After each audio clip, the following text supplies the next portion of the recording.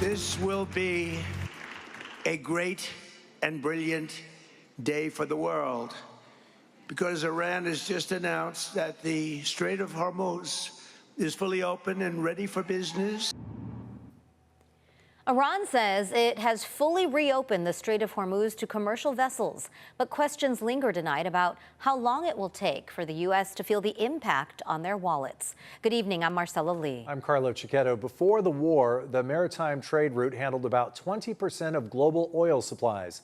Analysts say it could take up to 6 months before tanker traffic in the strait returns to normal levels. In the meantime, travelers could soon feel more economic turbulence. The war with Iran is sending shockwaves through the airline industry, and a jet fuel shortage could drive prices even higher for passengers. News 8's Esmeralda Perez joins us live from San Diego International Airport with what this could mean for your summer travel plans. Esmeralda.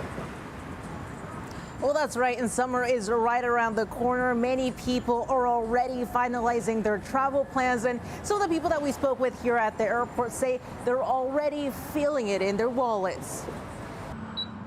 Drivers are feeling the impact at the pump, and now air travelers are too, as jet fuel prices climb.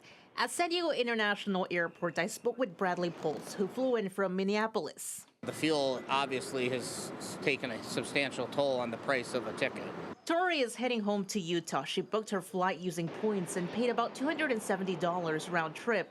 But when she searched for her nephew's ticket, the price was shocking. The tickets were probably twice as much as what I had seen before. I spoke with San Diego State Professor of Economics and International Business Director Hisham Fouad, who says that even though oil prices have started to ease, jet fuel will take longer to follow, and that means higher airfares and potential route cuts by airlines. The last couple of weeks, jet fuel prices have gone up by 100%. They've doubled.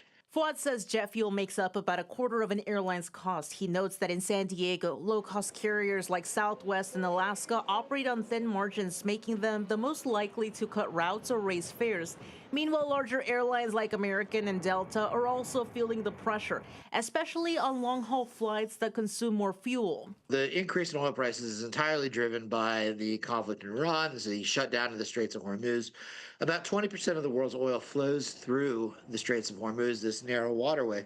And so when oil prices rise, it doesn't really matter where we're getting oil from because oil is a globally traded commodity. And we are seeing the economic pressure is already changing travel behavior. Travel advisor Elizabeth Thompson says some clients are already reconsidering their plans. And they're like, we're going to hold off.